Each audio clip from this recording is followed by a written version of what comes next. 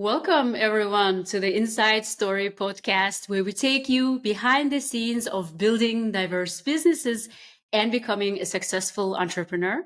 I'm your host, Tursun Halimova, a business coach and facilitator on a mission to help build impactful businesses. Today, we are taking a sneak peek at sommify, a startup based in Finland. It is an AI sommelier helping companies sell wine through memorable experiences. And my guest today is Jacob Pichna, who is the co-founder and CEO at sommify. Jacob, it's great to have you on the Inside Story podcast. Thank you. Thank you very much. I'm very excited to be here. This is actually my first podcast ever. So very, very excited to kind of see how it is. It's great. I like when it's the first time. I think there's a lot of beauty in getting to know individual stories because each entrepreneur is different. Everyone has their own lived experiences. So thank you for taking the time to come and share those experiences with us. Yeah, of course. And I also feel like for founders, learning from other founders is just simply the best way. And that's why podcasts like this are very important, because you get the information that you need, and that's quite hard to get like in just your everyday life. Indeed. Couldn't agree more. Yes, of course. To start off, what I will do is I will read several unfinished sentences, and I would love you to finish them for us, please. Okay. All right. Being an entrepreneur means a lot of sacrifices, but also a lot of happiness. Building an impactful business requires Focus. Failure is Something to learn from. Success is a result of Hard work and focus again. The last one is being fulfilled in life means Having a balance of things that you enjoy. Great. Thank you for those answers. Tell us a little bit about your company, sommify. Yeah. What problem do you solve and for who? Yeah, of course. So basically, we have created the artificial intelligence sommelier, which means that we help people find the right wine for their needs, but we sell B2B. So basically, we enable companies to do that for their customers. So a great example I like to use is our partnership with Tesco, where we help their customers find the right wine for the right meal they're about to cook. And it's all about making wine easy, making wine accessible. And that has been the mission from the beginning. There have been many iterations to the product, but it has always been towards making something that people still find a bit mystical and difficult, just making it very, very easy and smooth, like any other decision nowadays. And if I'm not mistaken, you have started this startup to basically solve your own challenge of picking right wine. Tell us a little bit about that. So where did the idea for the company come from? Yeah, so I was living in Italy at that point, and there was a store across the road from me, and they were selling wines. It was in the Veneto region, and they were selling wines for like €2. And I had never really drank wine until that point. I was 21 or 22, and I just started buying those wines, and through them, I really got into wine, but I realized I had no idea what to buy or what I was buying. And that's when I contacted my co-founders, like, could there maybe be something that could guide me in my purchase decision? Because I tried searching around and there wasn't really anything. So it was born out of like a problem I felt, and I feel many people also experience the feeling of standing in a wine aisle and looking at endless rows of bottles that just have different colors and prices, but otherwise there isn't much difference. I can personally relate. I love wine. I've been drinking wine for years. And when I first started, I was basically trying to read the label. And sometimes the description was in English, right? And then I would read, it would just say like red cherry aroma, chocolatey flavor or whatnot, So based on these descriptions, I would try to pick wine. But then when I tasted, I was like, it doesn't taste like sour cherry or chocolate. I can relate to the challenge. And just going back to the Tesco, as you described, you help these retail shops or even wine shops to help their own consumers, right? So they can make better wine choices. And why does it matter?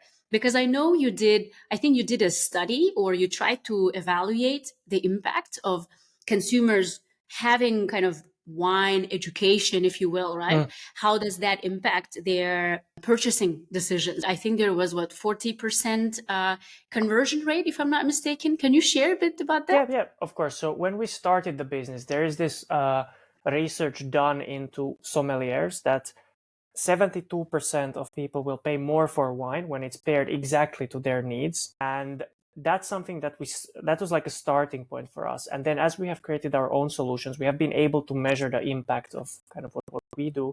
And we have noticed that people, they pay more for wine when it's suggested to them based on something that they describe. And it's actually even over 50% higher bottle price than what they would normally pay, because suddenly it's exactly matching their needs and there is this story around it, and then they don't look at the price tag that much. So we have over 50% higher average bottle price when a bottle is bought through our solution.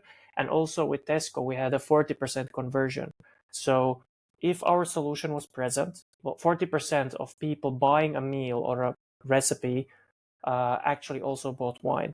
And that's like an incredibly high conversion rate that we are very proud of. And I'm trying to mention any chance I get. Yeah, no, indeed. So just to help us understand, right? I am standing at Tesco, and this is like a very big, I think, British grocery chain, right? Yeah. So I'm standing, I pick up some groceries or maybe ready food, and then I go to Sommify and I tell the AI sommelier that I bought some fish, I bought this and that, and to see the AI sommelier suggests me wine. And you are saying that the customers who use the app to see if they can get wine recommendations, they are more likely to buy. Plus, they are more likely to buy more expensive wine versus a cheaper. Yeah. So it's a double gain to the store. Yes. The experience is a bit different currently. What you described is what we are targeting and what we are building towards. But what we currently are doing is we live in their online space because in the UK, people order a lot of groceries online. So currently we are not in store, but we are in Tesco Real Food, which is like an online platform where people look for food inspiration, look at recipes, look at meals. And we have been there integrated in a few different ways. We have also built a separate experience, for example, for Easter or Christmas, which is just like a completely separate page. And then we are slowly working towards figuring out what is the best place that our solution should be at for us to impact the wine sales the most, and also of course the customer experience, which is something that Tesco is very focused on enabling people to have the best possible experience at a very low cost. Just, as you were describing this, an idea came to my mind. I'm just imagining like a grocery store with the wine section, and then maybe having a tablet at the wine section where people can just maybe insert the flavors that they like, or the food that they like, or the food they are planning to cook tonight, right? The dinner. And then on the spot, they could get recommendation. Maybe this could be one way to integrate the platform into the stores. That's definitely, I mean, we are in talks with a few companies for doing that. There, it just takes more time, and it's a bigger investment because you have to get all this hardware and you have to set it up in the store. But hopefully, like within a few months, you'll be able to see that in a few stores.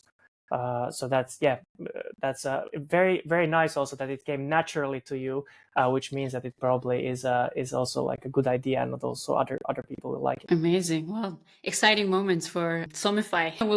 I'll be looking out for. I hope you will also arrive to Luxembourg. And now take us back to the very beginning of your professional journey. How did you arrive at Sommify? Taking a quick break, but we will be back listening to the podcast episode. Help me so I can help you and many other aspiring entrepreneurs who want to build a dream business. If you like this podcast and our mission to promote entrepreneurship as a way to achieve personal fulfillment and do something good for others, help us by spreading the word about the Inside Story podcast. Subscribe, Leave us a positive review on Apple Podcasts, Spotify, and YouTube, and comment, share it with your friends, family, colleagues, or whoever has a business idea and need a little bit of inspiration to pursue their business goals. In the coming weeks, I'll be going through different platforms to see the comments and reviews to pick 3 lucky subscribers who will get free one-on-one coaching session with me where we can, if you want, work on your business idea. Now, back to the podcast. Yeah, so basically when I had the idea that I mentioned, and then it just kind of ruminated for a few years. Like we were just like kicking around many ideas. All of us were still studying, so it wasn't like we wanted to get started on a startup. Also, we weren't that knowledgeable about the space. So it took all of us graduating, working for a few years and gaining just some general experience, understanding how things work, and also simultaneously doing proofs of concept, talking to investors, talking to potential customers, talking to the end user, and mapping out what needs to get done, what's the market, and building a strong enough case so that we were able to raise funding while all of us were working. And then we just all quit our jobs and started working full time on this. So there was like this transition period where we were working during the week on our jobs, and then like weekends, evenings, mornings, we were working on the startup. And that was a very intense time, but it turned out great.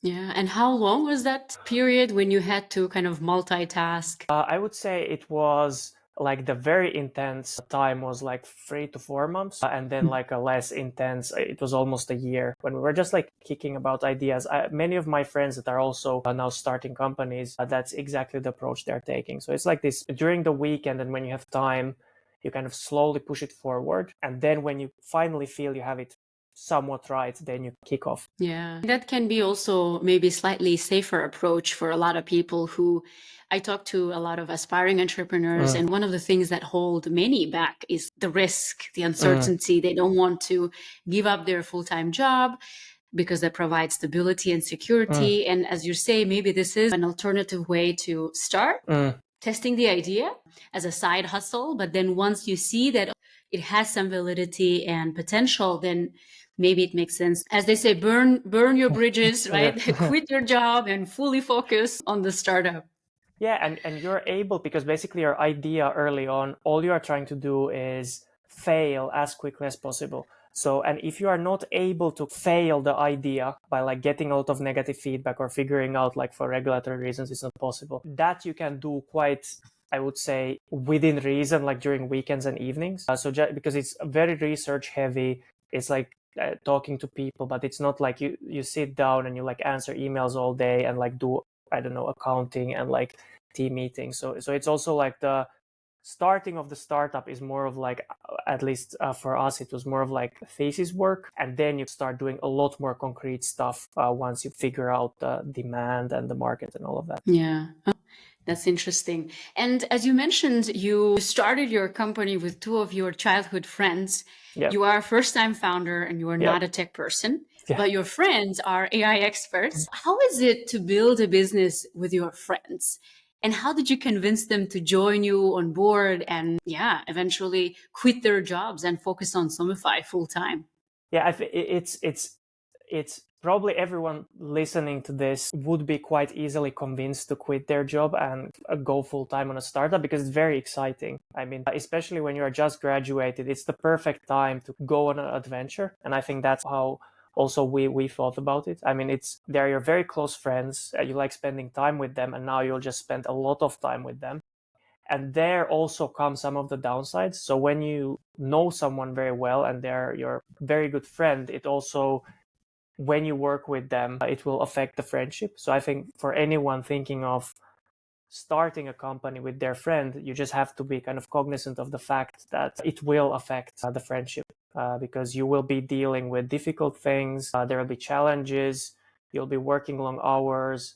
And there are all these things that you will be going through together. And then it's very hard to cut off from that and just suddenly be friends, and I don't know, go play football. Then the counterpoint is if you don't know your co-founder, then you might get huge surprises 1 week, 2 weeks, months, years down the line. So I would still prefer knowing your co-founder very, very well. And what was the moment when you realized that you were onto something and this idea with Sommify would actually work?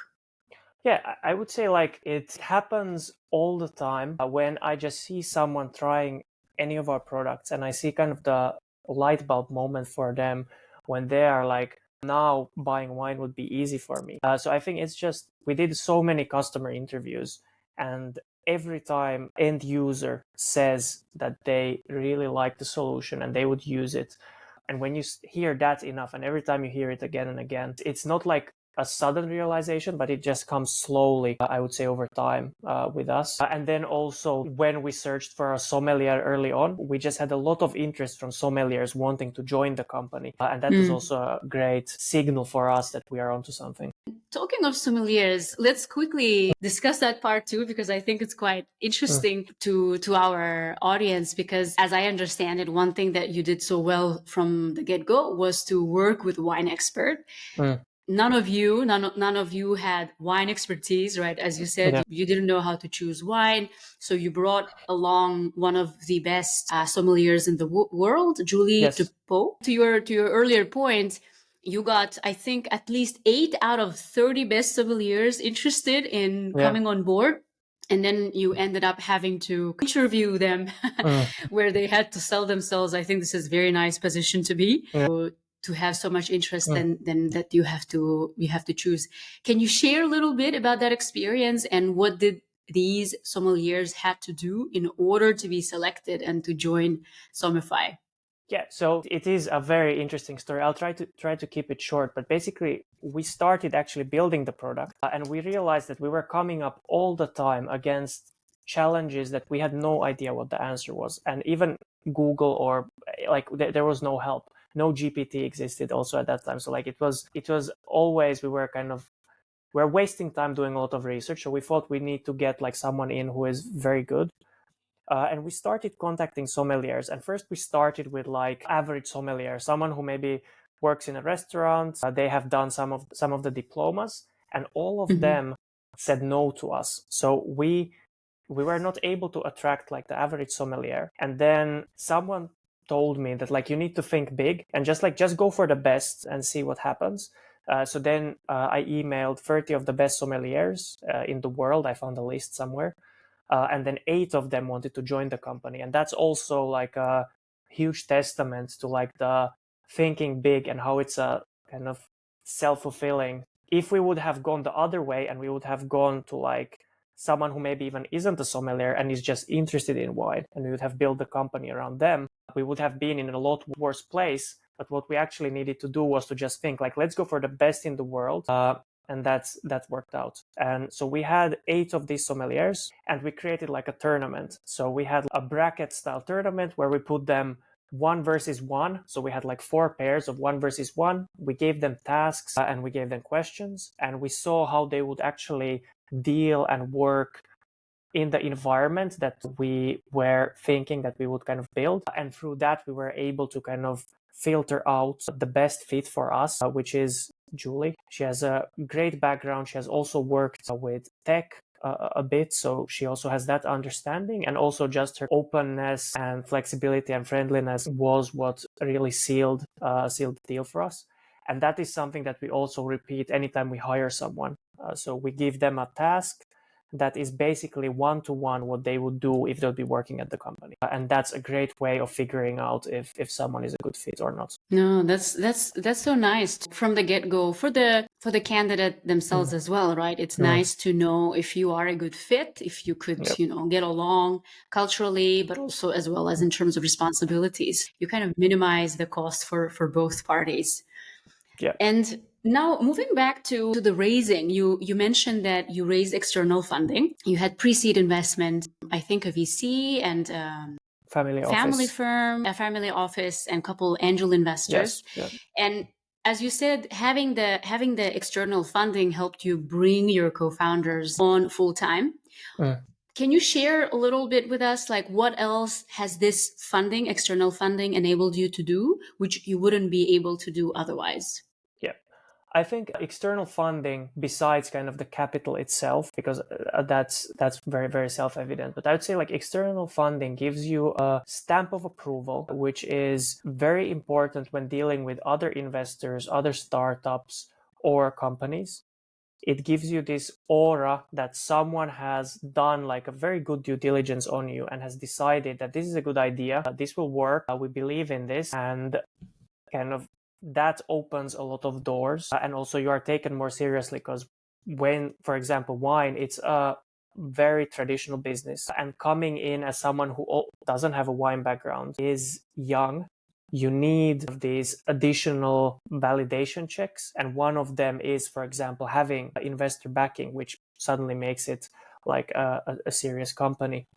So I would say like that is a big thing that I didn't even realize before we raised the funding, how much it would impact the way we are looked at as like a startup, just because we have kind of managed to raise capital. Indeed, it gives, I think, credibility to your point, right? Like that you are onto something if other people also believe in the idea and that you are the right people to execute. Yeah. Tell us a little bit now, kind of, you have raised external funding, but there's another thing that I think is quite interesting, and maybe I look at it as an alternative to fundraising. Maybe you are working with Tesco, you are doing several paid pilots, which, as I understand, really enables you to test your product and improve your product, right? They're not, as I understand, they're not paying customers, but they do pay for the pilots. So do you see this as an alternative way to raising capital for aspiring entrepreneurs? So if either because they cannot raise or they choose not to raise, to find big enough client who's interested in your product and who would basically invest in you, in your company, so you can develop the product further. To be very honest, I believe that you don't really need to raise. Like if you do things correctly, you don't need to raise, and you only need to raise to kind of speed up. But to get started, you don't really need to raise. If you have a good idea, you will start generating, for example, these pilot fees or some other kind of revenue very early on, and you'll be able to self-fund at the beginning when your valuation would anyway be quite low. So I would say, for example, if we would be doing this again, or if I would be doing this again, I would gather first traction and some early revenue and pilot customers, and then do the raise, because then it's a completely different game. So I would definitely not be discouraged as an entrepreneur, especially now when it's so hard to raise capital. The expectations are very high, and there just isn't that much funding going around if you look at the numbers. So definitely like bootstrapping your own company is a very good idea, except if you are in an industry where the build-up time is very long. So if you are like health tech or life sciences, AI also in some cases, like it took us, I would say like 6-7 months to build the AI model to a point where we were very happy with it. So there are, of course, certain businesses where it's quite difficult to do, but on average, stressing about funding or thinking like I first need to get funding isn't that important. Indeed, I couldn't agree more. I think at least for a lot of startups, the focus could be just on building the product and making sure that you clearly have identified the problem, the need, and just focus on meeting that need, because the funding, I think, will take care of itself eventually if you really manage to find the problem that you can solve and show that you can solve it. And then to your point, when it's time to then scale the operations, right?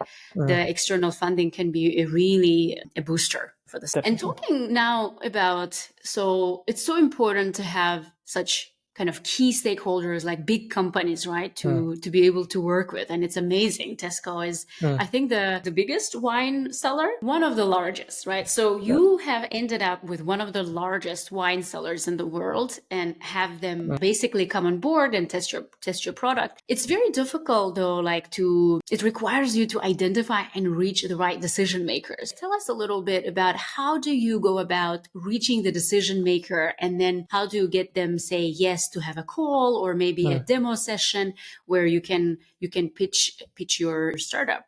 Okay. So we also have a few other companies that I would almost put in the same bracket as Tesco, like large household names. Unfortunately, they're still under NDA, but we have like some closed pilots and like a lot of exciting stuff happening. And the process has been basically Tesco is the only one that had a very different process, but all the other companies have been done in the same way. So very quickly to cover Tesco, they just have a platform where you can apply as a startup. They have like an innovation application platform. And we just applied every 3 or 4 months when we kind of got a little bit better, got a little bit further. And eventually we reached a point that it was attractive for them. And then they reached out, and it was kind of a very smooth, very, very smooth process. Nice. The other companies, that is just simply finding the right person, typically like an innovation person. Typically their title is like open innovation or like a chief innovation officer or some digital head of digital, and just reaching out to them on LinkedIn. I mean, also very simple. There's no big secret. It's just like spending time finding the right person and then targeting them in a way that's attractive for them. So basically, how can I help them look good? Very simple sales stuff. And how responsive are they? So let's say you have reached to 10 chief innovation officers. How many would respond? I would say it depends very much on the level at which the company is. So when we were starting off, there wasn't a lot of responsiveness. I mean, it felt like I was thinking like I must be doing something wrong. But then I noticed as we started getting some successes, like our first Tesco pilot or some of the other deals we have done, or like when we were mentioned in some articles, through those, when you're able to mention that, the response goes up a lot. It goes up significantly. And for very good fits, it might be even that I get a meeting with almost every single company with that person that I contact. It's just that the sales cycles are very long, but getting a meeting isn't that difficult when you have like a large name you can lean on and you have like an exciting product that ticks many of the things that people are interested in now. Because I mean, everyone wants to sell more. People are excited about the automation that AI brings and like customer experience. So I would say that it is not that difficult once you reach a certain point. Yeah, and you again emphasize the importance of really paying attention to solving a real problem and focusing on the traction, because the more traction you have, I think the easier it becomes to sell and to reach the right people. All right. Okay. We're reaching the end, Jacob, but I do have 2 other questions that I want to quickly discuss with you. One is related to the incubator program that you were part of, SILTA. It's a startup accelerator, a startup accelerator in Silicon Valley. Which is amazing, I think, as a founder, to be in, like the capital of startups, or I don't know how to say, right? Like Silicon Valley is, I think, the place to be for a lot of founders. So while there, you really took advantage of the experience. You kept a diary where you would put down a lesson learned for that particular day. Every day you were jotting down in your diary, and eventually you summarized your experience into 9 key learnings. While we don't have the space to discuss all the 9, why don't you share with us, if you will, the top 3 lessons that were instrumental for you and you think can be also helpful for other entrepreneurs? Definitely. I sort of touched upon, I think, most of these already because they're that important. Like all the time I talk about them. But the first one is speed. And that's like by far, I would say, the most important one. So as I mentioned, our approach was we build something and then we kind of show it to customers. It took us months to build. And what I saw in Silicon Valley is I meet someone at an event, week 1, they have an idea. Week 2, when I see them again, they already have like a working MVP, something that they can get done in a week. Week 3, they have already shown it to companies and they have iterated it. And week 4, they already might have like their first early customer or letter of intent.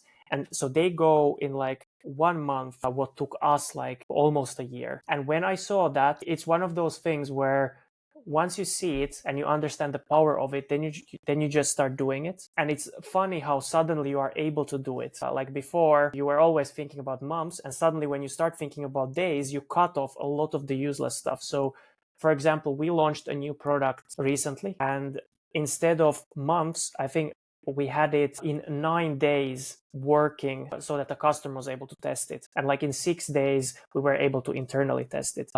And kind of that's the speed at which we operate now. And that has affected everything so much. So quickly get stuff done, get feedback, iterate, and kind of repeat instead of building for a long time without that much certainty that is it a good idea. So speed is definitely number one. Like by far, once you realize the importance of as quickly as possible showing what you have done to anyone, that will make a huge difference. The second one is what I mentioned early on, which is the thinking big. So when like the self-fulfilling prophecy, so when you think big and when you reach for those high goals, that's when you will kind of reach them. Like you will not reach them by accident, and you will also maybe attract better companies, better employees, better investors, because you're selling this larger dream. And also you will perform at a much higher level because you have set the bar so high. It's like Facebook with their stretch targets. And then finally, it's like a very simple one, but it's just to always have ready a 15-second, a 1 minute, and a 3-minute pitch of yourself and your company. Because when you do startups, you will introduce yourself and you'll introduce your company hundreds of times, probably thousands of times. And if you start talking about your company and you can see like people taking out their phones or like zoning out, it's not good or it's too long. So just having like a very, very good and quick description of what you do that's kind of interesting and that piques people's interest and is very understandable to anyone is important to be able to build connections. And also just generally when you meet a customer or a potential investor, they will very quickly understand what you are about. And that's like a very practical one, but something that also I wasn't ready for that before I went over there. Do you want to do a live demo of 15-second pitch? Yeah, our 15 seconds pitch is what you said when you started off. So yeah, so we're Sommify, and we have created the artificial intelligence sommelier to make wine easy and accessible by creating great experiences. So that's like, and that if people like wine, then they will maybe ask more. If they don't care about wine, then they will just turn their back and walk away. So it's also like a very kind of easy way to test interest. And also you don't want to drone on about yourself for long periods of time. So it's good to kind of keep it very short. Amazing. No, I actually also really like this idea whenever I work with founders to help improve their pitches. I think it's so important to have like different variations, and also in terms of the length, to your point, right? To have something, just one sentence you can on top of your mind, you can always say it, because you don't know whenever you meet the right person to pitch and how much time they have. So having these kind of very like 15-second, a minute, several minute, and maybe longer versions of the pitch is amazing, because depending on who you're talking and how much time they have, you can basically like pull out a specific pitch. Yeah. Amazing. Definitely. Thank you. And one other question I have to ask. This is a question that was left for you by my previous guest. They left this question without knowing who they're leaving it for. The question reads, imagine a future where you have achieved the mission or the goal for which you started your startup. Yep. Now, what do you do? How has your life changed? That's a very, very good question. I have to be honest, I've never thought about that. But I would say, because you always think about how do I get there, but you don't really think like what will happen when I do or after that. But now, like very quickly reflecting, I think it would be to just find something that I will be equally passionate about and kind of doing it all over again, whilst avoiding the mistakes I learned during the first run. Because this is something that I love doing. I enjoy most of my days. I think that's a very honest way of putting it. And I don't think I would enjoy anything more. So I just would like to do something like this again, that I'm passionate about, that I get to challenge myself and just find another kind of mission and then go after that. So it wouldn't change. I don't think it would change that much my life, but yeah, maybe that's the answer. Let's wait until a big exit, and then we'll see if it changes. Yeah, then I will just run away to some beach somewhere and never work again. Yeah, indeed. This has been such a wonderful conversation, Jacob. Thank you so much for taking your time to be on the Inside Story podcast and share your journey with us. I think you have, through your experience, you have demonstrated how entrepreneurship can be one of the best ways for us, for individuals to really fulfill their potential, pursue their passion, and really find and live a life of fulfillment. Yeah. And you have also emphasized the importance of really focusing on finding the right problem, focusing on trying to solve it in a best way, and really try to get the traction and bootstrap your company and not necessarily be distracted by raising or other means. And your insights from Silicon Valley, I think they're also super valid, especially the one in terms of the speed. You have demonstrated how important it is to really put your focus and all of your effort into building something meaningful. So thank you so much for sharing your experience with us. Yeah, thank you. Thank you very much for having me. It was great to kind of reflect on all of this stuff. And also we are a great example, I think, of some of the mistakes and also some of the successes that I spoke about. So it was very, very fun to talk about. Great. Thank you, Jacob.